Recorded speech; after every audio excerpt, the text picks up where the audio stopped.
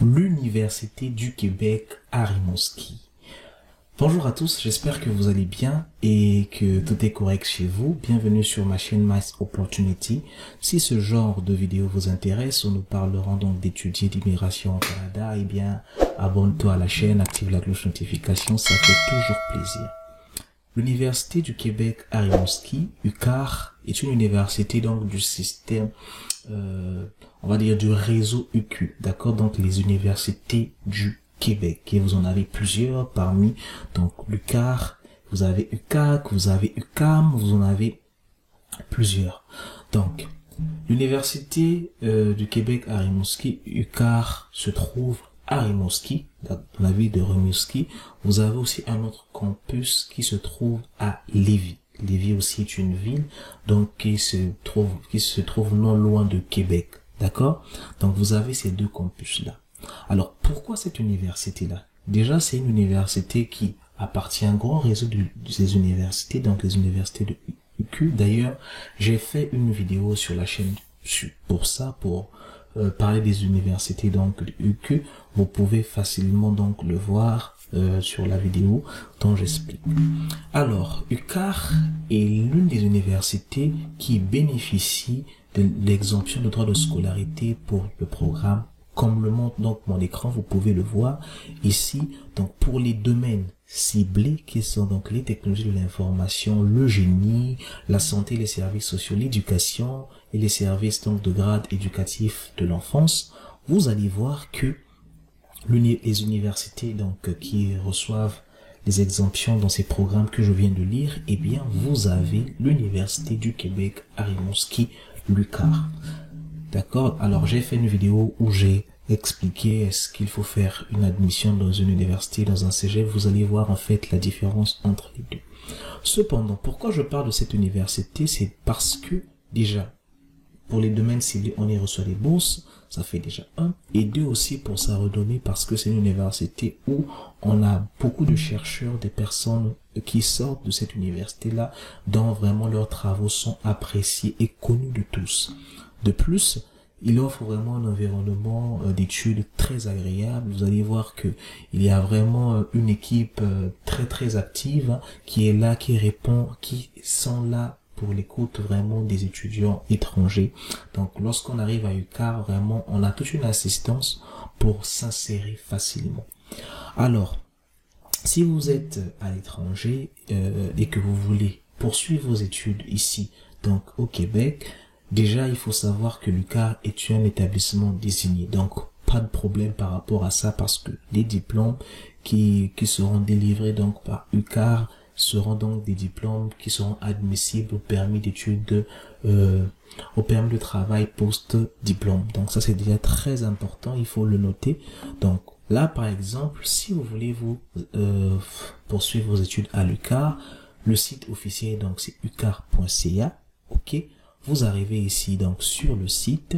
La première des choses qu'il faut savoir d'abord, c'est les programmes d'admission. Bien sûr, l'admission, on va en tant qu'étudiant étranger, d'accord?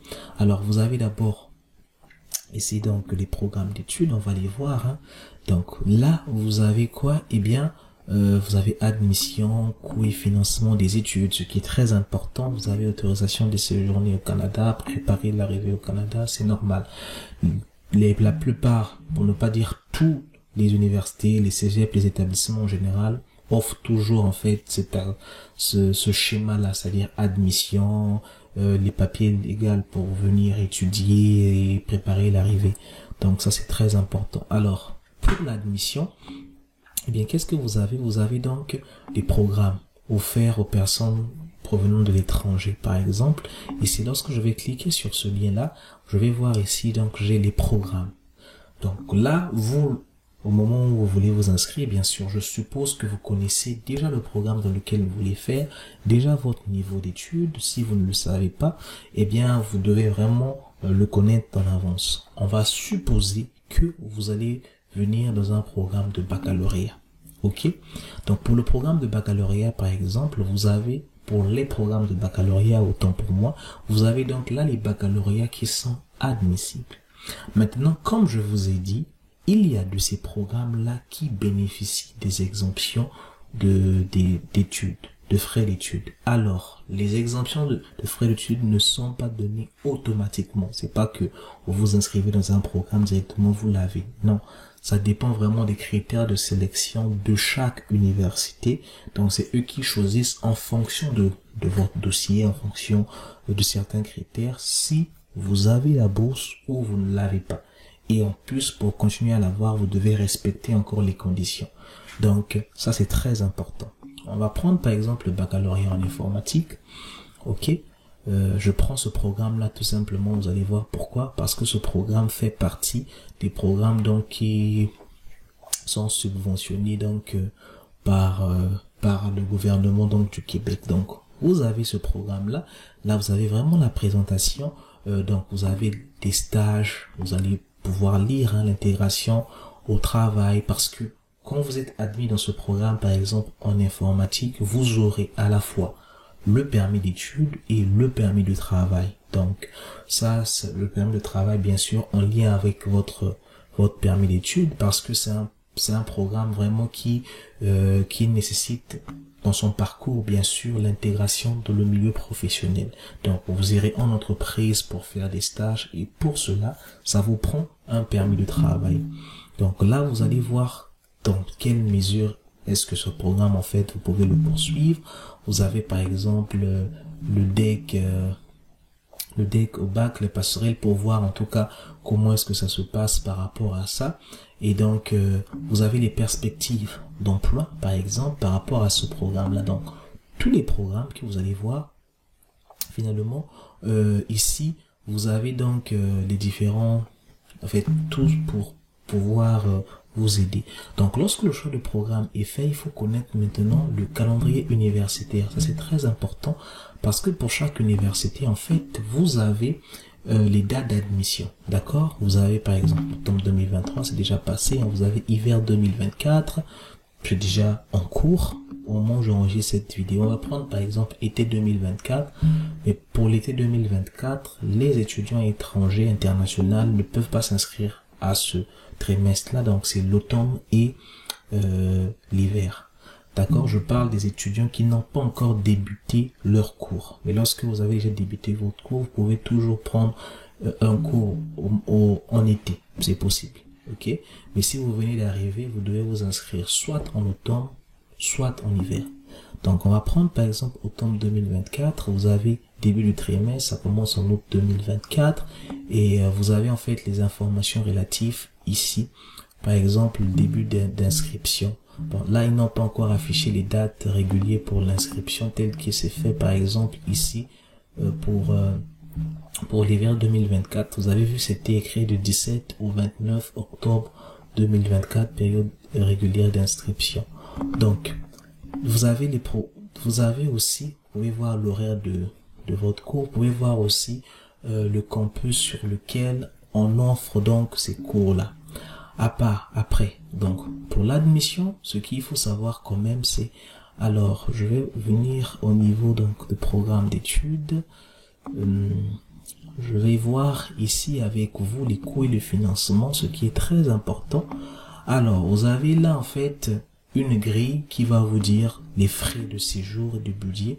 Ça, c'est toujours important de le connaître, parce que lorsque vous allez faire votre permis d'études, dans la lettre explicative, si vous voulez l'associer, bien sûr, on vous demande toujours les frais, en fait, pas qu'on vous demande toujours, mais vous montrez en fait dans votre lettre les frais de budget de séjour seront de combien, les frais des études seront de combien. Donc, pour avoir des informations exactes, officielles, référez-vous toujours au site de votre université. Donc là, par exemple, vous avez des frais de subsistance qui sont estimés. Donc là, vous pouvez savoir exactement combien même vous avez besoin, vous, pour venir étudier dans cette université-là, au Canada précisément. Parce que là, vraiment, c'est pris en fonction donc de la province, en fonction de où se situe l'université. Donc, il vous donne vraiment ces informations-là pour mieux vous préparer.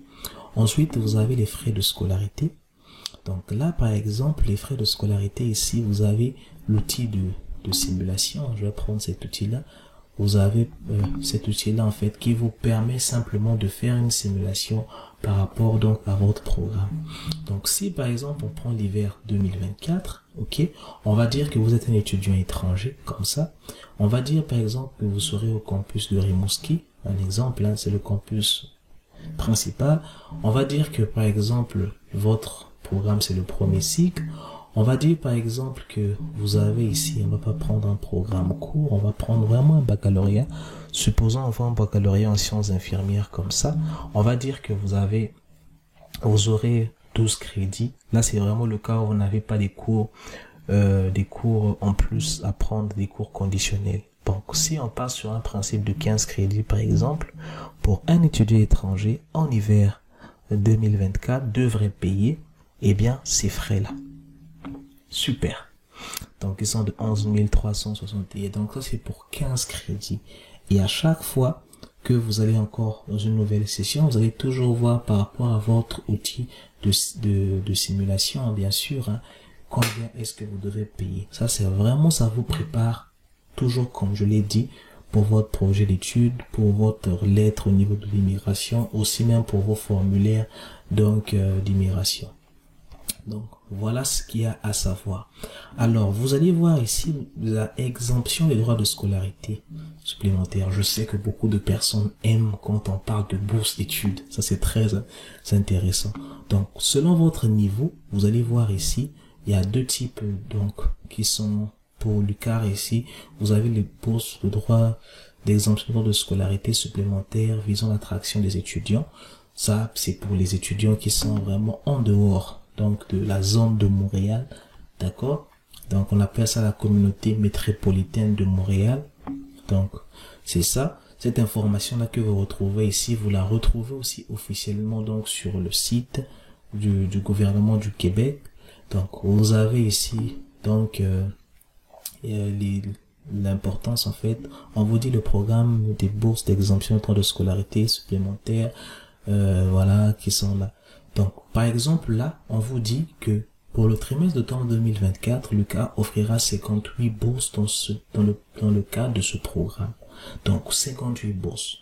Le nombre d'admissions qu'ils reçoivent, je ne sais pas combien ils reçoivent, mais beaucoup de personnes font des admissions. Donc, pour uniquement attribuer 58 bourses, ça veut dire que... Ok. Alors... Là, vous avez les programmes d'études admissibles. Les programmes sont là. Vous allez voir, les programmes sont bien spécifiques. Vous allez voir, vous avez l'informatique, génie mécanique, génie électrique, système électromécanique, génie civil, enseignement secondaire, adaptation. Et vous avez ici éducation préscolaire et enseignement primaire. Donc, voilà les programmes vraiment qui sont ciblés. Si votre programme ne fait pas partie de ces programmes-là, ne vous attendez pas à une bourse parce que, voilà, ça se trouve pas là. Donc, je ne peux rien dire, c'est ça, c'est écrit. Donc là, vous avez les critères de sélection pour voir comment ça se fait. Et après les candidatures exclues, vous pourrez toutefois vraiment lire ça, lire exactement ce que vous voulez. Donc, voilà vraiment ce qu'il s'agit de l'UQAR, la présentation de façon générale.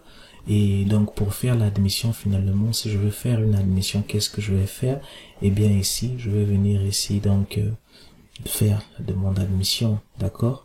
Donc, comment je vais faire ça? Déposer ma demande d'admission, voilà. C'est comme ça qu'on le fait.